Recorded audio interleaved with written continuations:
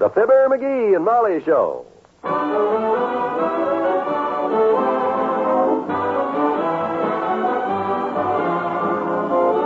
Every weekday at this time, NBC brings you Fibber, McGee, and Molly transcribed. The show is written by Phil Leslie and Ralph Goodman and directed by Max Hutto.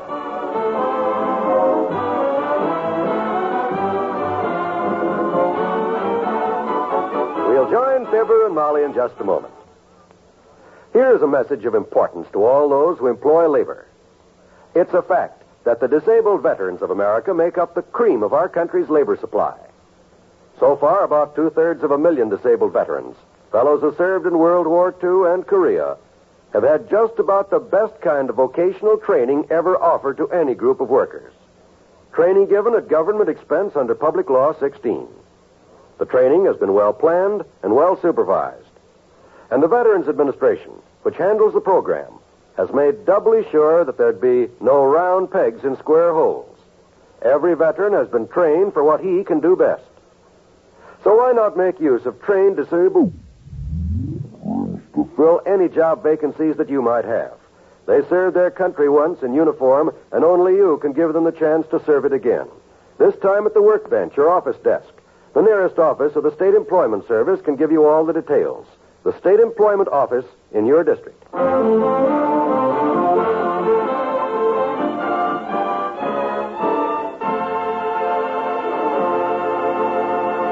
Did you ever watch a hunter getting his gear together for a 3-day duck hunting trip? Well, just get a load of the living room at 79 Wistful Vista where Mr. McGee is piling up his equipment. Oh, what a mess. Oh, let me see. Chocolate bars. There's my axe. Check that off the list. Chocolate bars. My flashlight. Hot water bottle. Shotgun shells. Chocolate bars.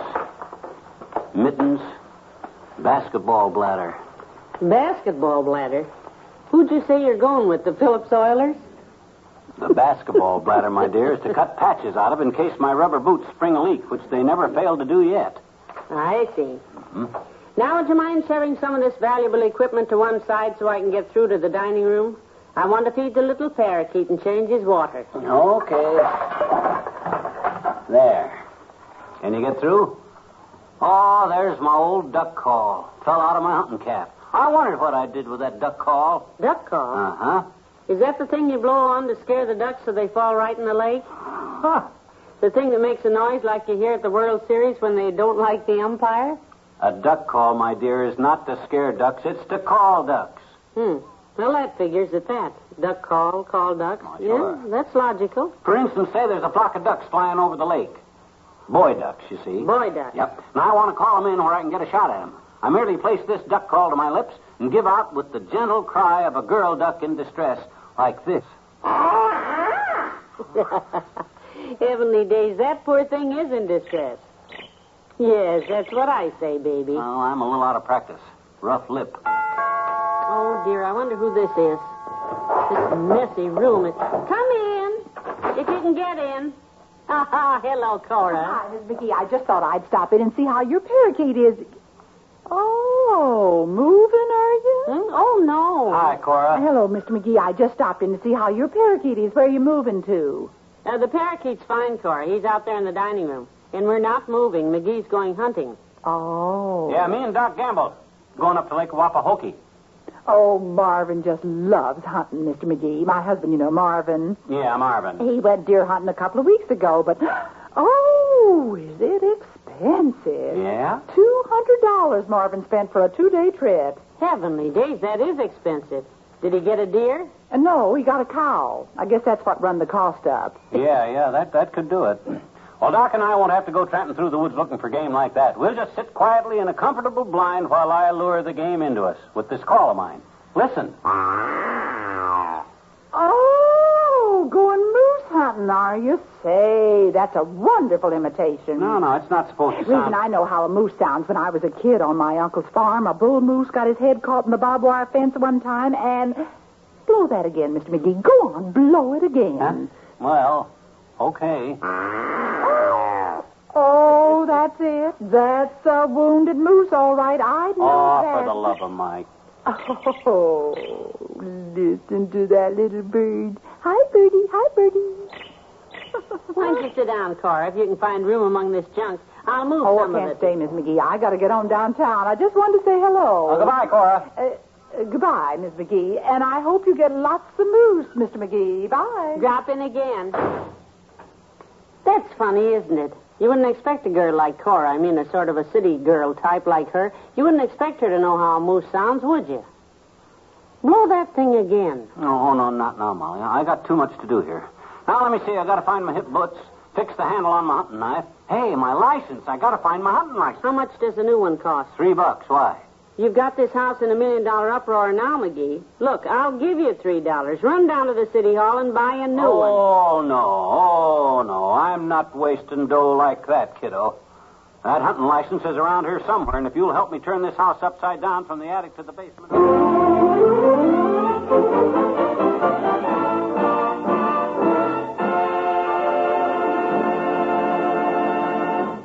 Back to Wistful Vista in a minute.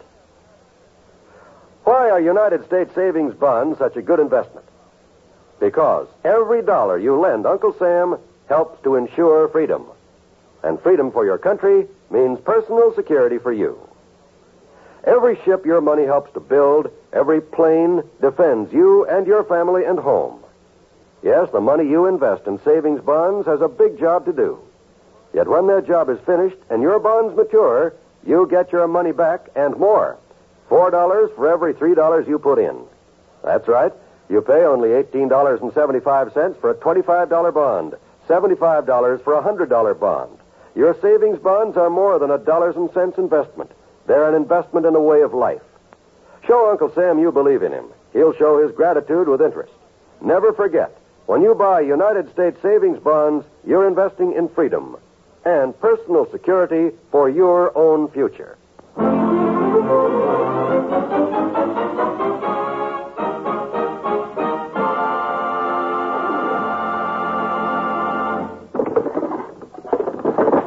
Well, it's not there. It's not in this drawer, too, either.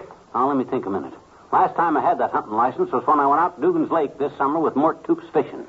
And we saw the game warden coming, and I took a quick look to be sure I had my fishing license with me, and it turned out I had my hunting license. What'd you do? I grabbed Mort's fishing license off his hat and told the warden my name was Mort Toops. Quick thinking. Yeah, but when he asked Mort what his name was and where was his license, that rat put the finger on me.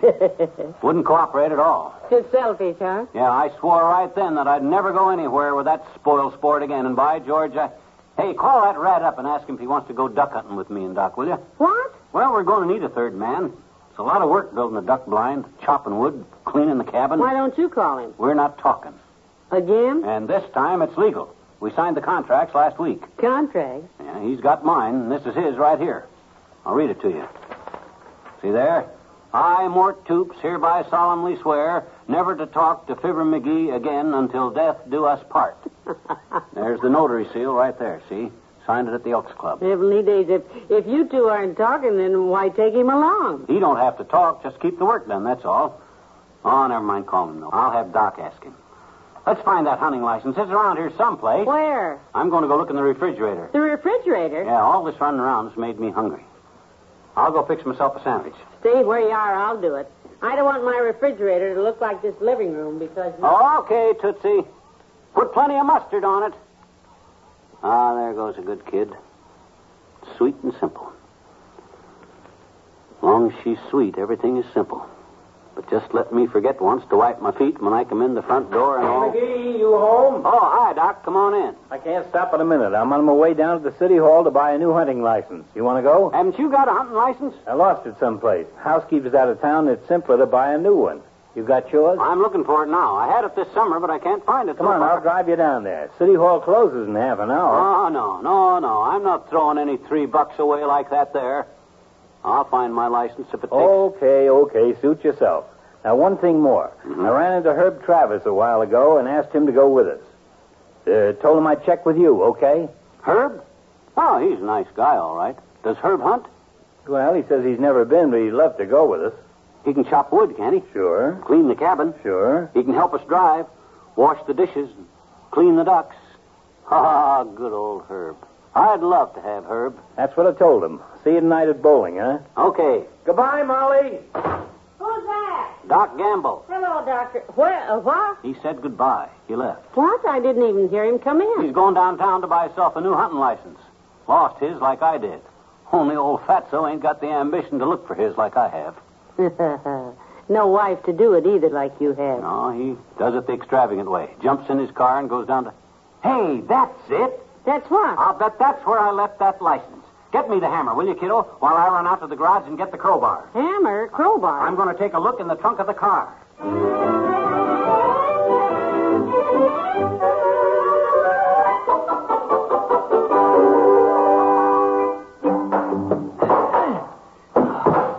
Boy, this trunk lock is really tough.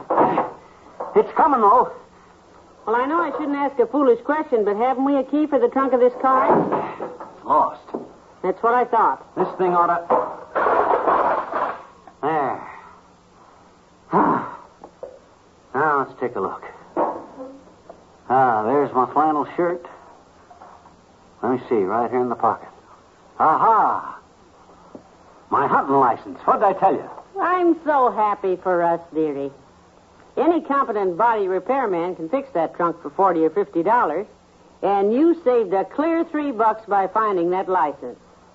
You're wonderful. Yeah, well, I told you it was around here someplace, and here it is. Look at that. County of Wistful Vista, hunting license, issued June 30th, 1952, expires June 30th, 1953. June 1953. Oh, my gosh. Hop in and start the car, Molly. I'll tie the trunk down so it don't rattle. We've still got 12 minutes to make the city hall.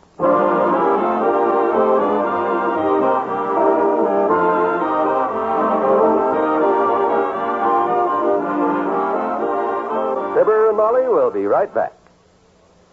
A magic name in the entertainment world is Eddie Cantor. For Eddie is almost synonymous with show business.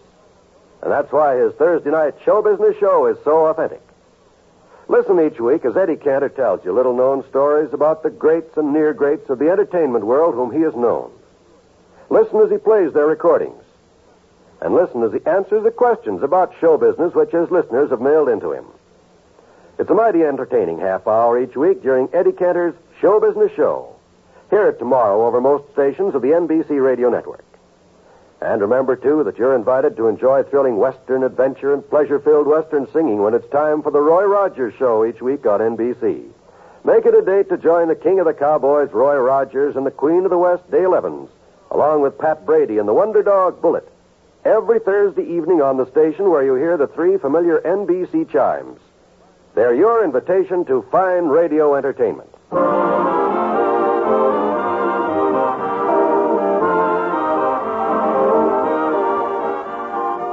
I'm just about all set for our hunting trip Friday, kiddo. A few more chores to do tomorrow, and I'm all ready. What do you have to do tomorrow? Well, the main thing is make out a list and do the grocery shopping. Boy, did I ever pull a fast one on old Doc and Herb on the grocery. Oh? Yeah. Doc says we'll split the food 3 ways, you see. But I says, you guys just give me $5 apiece and I'll take care of the groceries, I says. You did. That's food for 3 men for 3 days. Yeah. Them chumps went for it, too. And here's the $10. I ought to be able to feed a dozen guys for that much dough, and my own groceries won't cost me a nickel. Have I got a surprise for you? Yeah? I'll tell you tomorrow. Oh. Good night. Good night, all.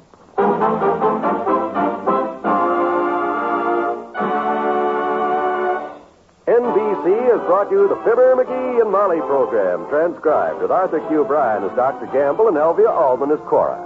This is John Wald inviting you to be with us again tomorrow night for another visit with Fibber, McGee, and Molly.